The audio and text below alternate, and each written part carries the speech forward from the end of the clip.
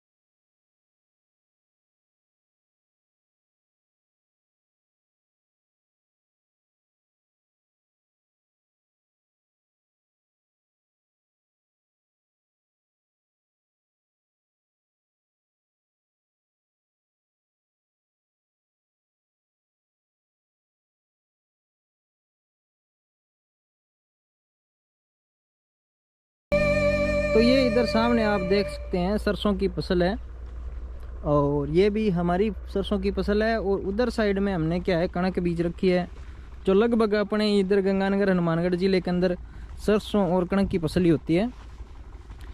तो यही हमने बीज रखा है, कोई अलग नहीं बीज रखा है। तो दूर दूर तक आप देखोगे लगभग यहाँ आपको कणक और सरसों की फसल ही दिखाई देगी। और इस समय जो जनवरी का महीना होता है, इस समय क्या होता है, सरसों लगभग फूलों के ऊपर होती है, और आप देख सकते हो पूरा आवरण है ना जो पीला हो रखा है। ठीक है, तो ये चीज़ बहुत ही बढ़िया दिखाई देती है अपने जब दूर से देखते हैं।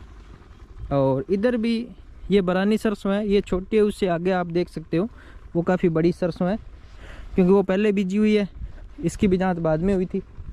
और इधर क्या है, इधर कणक की फसल है। तो हमने 3 तरह की फसल बो रखी है, एक कणक है, दूसरा सरसों है, और एक जो है जौ की फसल हमने बीज रखी है। तो 3 तरह की फसलें हमने बीज रखी है। और पानी सप्लाई के लिए एक ट्यूबवेल भी लगा हुआ है, वो भी मैं आपको यहाँ दिखा देता हूँ। तो इसके लिए हमें क्या है, नीचे जाना पड़ेगा, और सूर्य देवता अस्त होने को है, तो इसके लिए हमें क्या है, नीचे जाना पड़ेगा। तो पूरा पहाड़ी नुमा है खेत, ऐसी कोई बात नहीं है। जब पहाड़ों में घूमने की मन में हो तो खेत में आ जाना, लगभग उसी तरह की फीलिंग आपको यहाँ देखने को मिलेगी।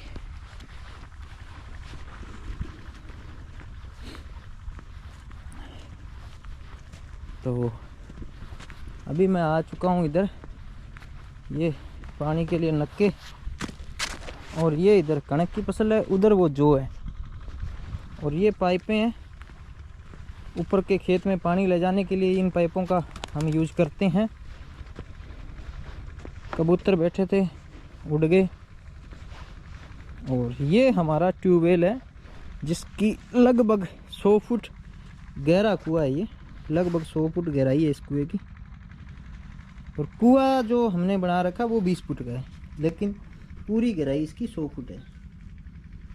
ऊपर हमने ये इंजन लगा रखा है, इसकी सहायता से पानी निकालते हैं। और इन पाइपों की सहायता से जो ऊपर का खेत है उसके अंदर क्या है, पानी जाता है।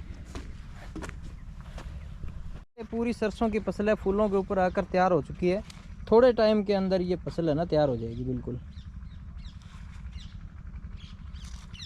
और इधर वाली साइड में कणक की फसल है।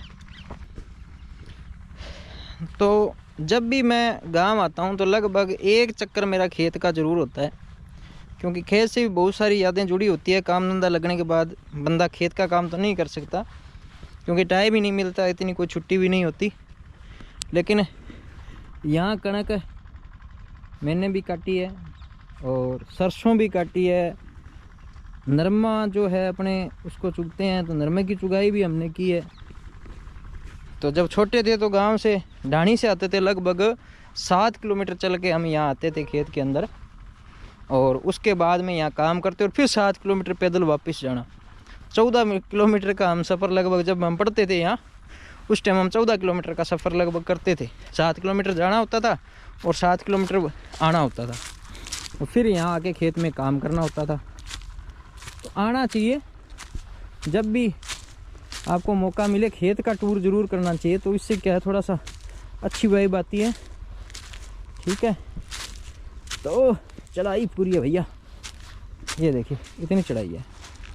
और इधर कणक की फसल, वो आगे हमारे पड़ोसियों की फसल है। और अब थोड़ा सा आपको नए मकान का टूर करवा देता हूँ। छोटा सा मकान बनाया है खेत के अंदर, ये बिल्कुल बारानी रेत है।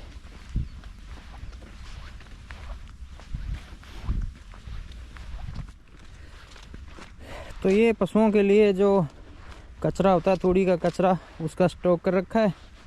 और इधर ये अपना मकान बना है जो कि अंडर प्रोसेसर। मकान से आगे का व्यू आप देख सकते हैं, इस तरीके का आने वाला है। तो ये अंदर से मकान का व्यू है। इधर कमरे बने हुए हैं और इधर ये पाइपें पड़ी है, बोर की पाइपें। इधर भी एक रूम है, ये बाहर का एंट्रेंस है।